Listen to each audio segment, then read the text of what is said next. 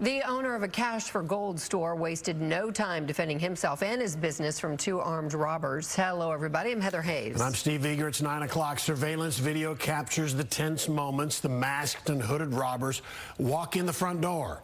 What they didn't know is the owner had a gun in the back of his pants. He sees them, pulls his gun, and the gunfire erupts. Fox 4's Amelia Jones spoke to that store owner. Joins us live from Mesquite right now with more. Amelia.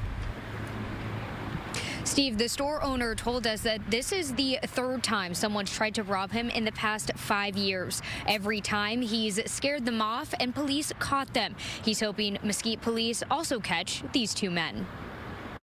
It's a quick 3 seconds. I mean, there's no time to think. It's all reaction. This store owner's quick reaction might have just saved his life. Watch this surveillance video from last Thursday at a Cash for Gold store on Town East Boulevard in Mesquite. Tin, who doesn't want us to use his last name out of safety, is in the back of the store when two masked and hooded men come inside. One pulls out a gun and a shootout starts. Everything was slow motion to me. I saw the mask, I saw the hoodie, I saw the gun come out. Tin shot first, and the two armed men fired back 3 times. No one was hurt, but bullets hit the glass counter, the walls, and Tin's golf bag. Luckily, it wasn't me. This isn't the first time Tin's had to defend his store. Watch this surveillance video from July 2019. Again, 2 armed men come into the store. When they try to get to Tin in the back of the store, he fires off a warning shot, and it scares them off. I think it's, you know, the cash business, the gold business, it seems to be an easy target for them, but it's actually not. Mesquite police want people to take a good look at the surveillance video. Our hope is that someone sees these videos, sees these images, and recognizes, especially the suspect who does not have his face covered. Tin told Fox 4 he isn't going to move the store for 3 reasons. Part luck, part awareness, part prep. So it all adds up. Mesquite police told us the 2 armed men are looking at aggravated robbery charges. If you recognize the men in the surveillance video, you're asked to contact the Mesquite Police Department. A Granbury City Council candidate has been involved with quickly took action to distance themselves from him after his arrest on child pornography charges. 44-year-old Bradley J. Benson was on the ballot in today's City Council election, but his time with the Granbury Volunteer Fire Department and his involvement in the Hood County Republican Party appear to be over. Fox 4's Rebecca Butcher has more tonight. Rebecca. Yeah, Bradley Benson is charged with being in possession of child pornography. He placed second in today's elections results with 32% of the vote. Bradley Benson, a candidate in Tuesday's Granbury City Council election, was arrested Monday morning on 2 felony counts of possession of child pornography. The Hood County District Attorney's Office says the Child Exploitation Unit executed a search warrant and raided Benson's Granbury home. Multiple agencies assisted in the search for evidence and arrest, but the DA's office said little else, citing an active investigation. The DA's office would not say what led investigators to Benson or reveal any details about how or where child porn images were allegedly obtained. The arrest affidavit Fox 4 News requested for Benson has not yet been made available. According to the Republican Party of Hood County, Benson is Deputy Fire Marshal and a member of the Granbury Volunteer Fire Department. And Benson is listed as the General Manager and partner of Synergy Cinemas. The Granbury Volunteer Fire Department chief declined an on-camera interview but told Fox 4 News off-camera after Benson's arrest he was suspended from all activities with the organization and that the Granbury VFD has convened a disciplinary committee to consider terminating the child porn suspect. The Republican Party of Hood County Executive Committee says it spoke with law enforcement and unanimously withdrew its support for Benson in the City Council race. The group posting a statement Monday that said in part, based on the limited information available, it is our understanding that a serious sex-related offense may be involved. If these allegations are true, there is no way the party would ever condone such activity. Yeah, and the Hood County Jail still lists Benson as being in jail. His bond set at $200,000. Steve, Heather? All right, Rebecca, thank you. Lake Worth police say they arrested 2 thieves in the act with thousands of dollars worth of stuff they stole from Walgreens. Police believe they're connected to dozens of other retail thefts all across the Metroplex since Halloween. Fox 4's Dion Anglin is in Lake Worth right now with more details. Dion. Hi there, Steve. Well, Lake Worth police are hoping to send a strong message. They want criminals to know if they think this type of theft is something easy to get away with, they are ready and with the resources to show them otherwise. Come here! Show me your hand! Get on the ground! One of two suspected serial thieves bailed from a car and ran, but he didn't get far. Lake Worth officers had him in cuffs within seconds. The other suspect, who was driving, was also taken into custody. In Lake Worth, they hit a Walgreens and a CVS on the same day. Just moments before the arrests, the two were inside this red sedan on Lake Worth Boulevard, weaving in and out of parking lots, with police trying to pull them over. Investigators say they had just, in cavalier fashion, stolen thousands of dollars worth of women's beauty products from two drugstores. While in the act at this Walgreens, someone called in a description of them and their vehicle. The stolen goods, totaling more than $3,000, were stuffed into garbage bags and recovered from the vehicle. And investigators say there is much more. They also found evidence linking these two individuals to at least 5 other similar thefts in the DFW Metroplex that day.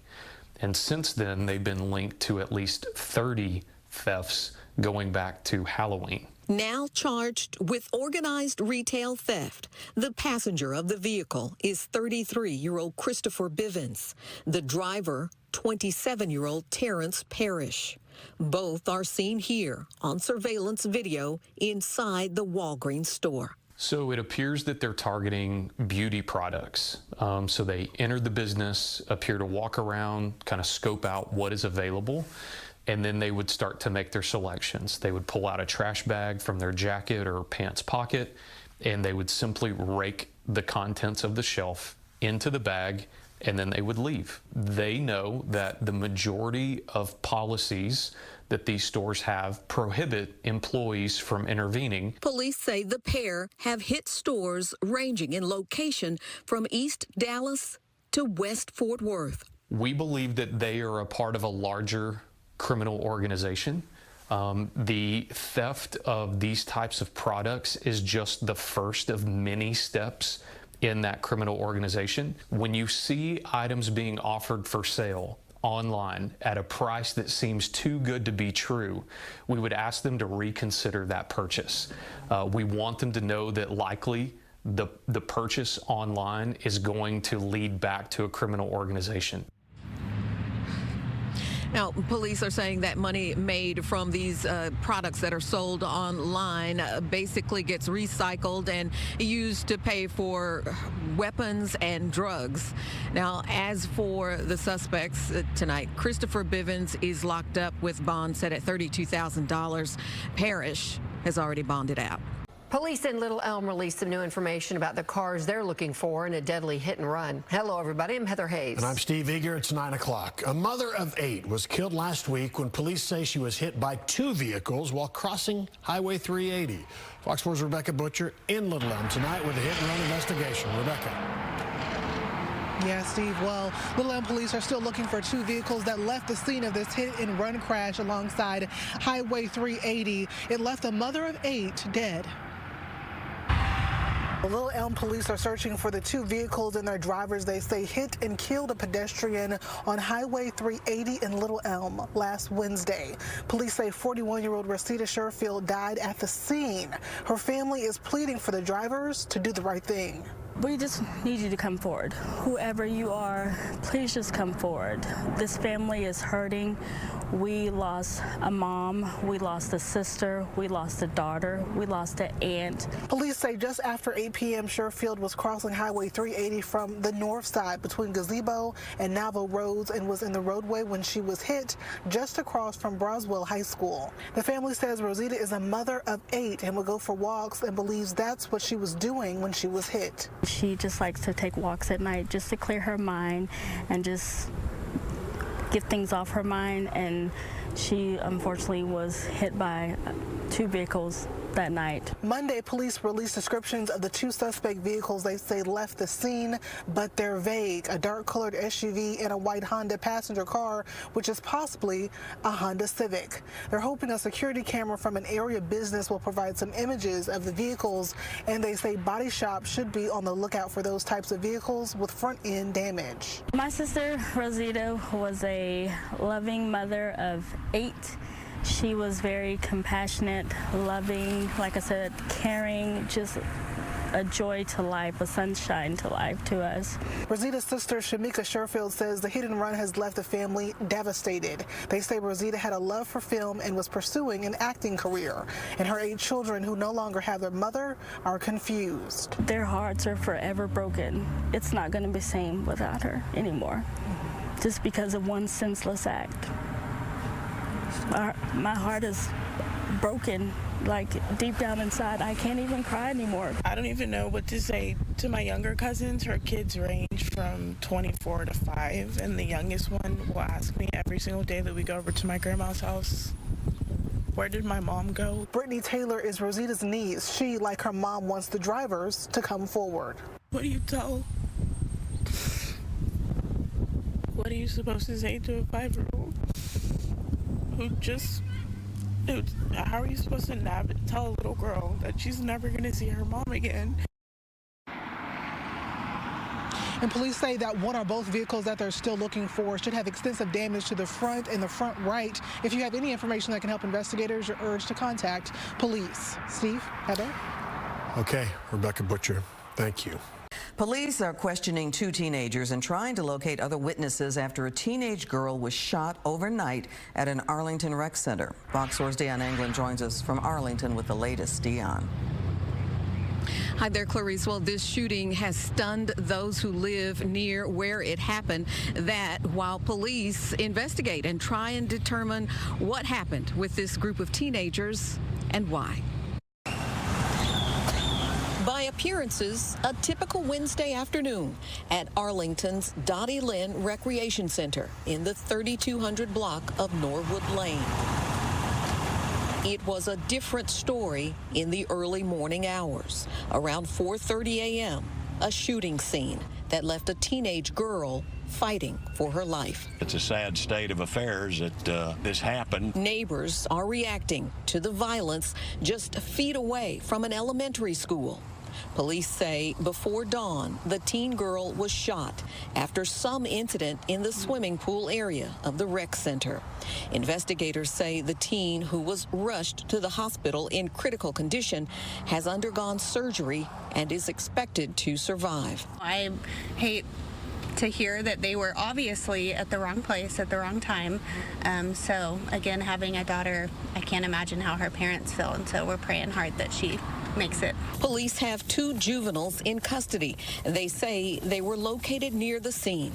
They believe several teenagers jumped the fence to get onto the property and took off before officers arrived. Police say it is unclear what led to the shooting. The arrested include a teenage girl charged with unlawful carrying of a weapon, evading arrest, and criminal trespassing. Also, a boy charged with criminal trespassing. We need young people to start using this up here instead of not, and young people don't seem to do that too often these days. I hate to knock them, but it seems to be a sad thing. Now, police will only say the teens who were arrested were located near that shooting scene. They also say they recovered a firearm, and they are trying to determine whether it was used in the shooting.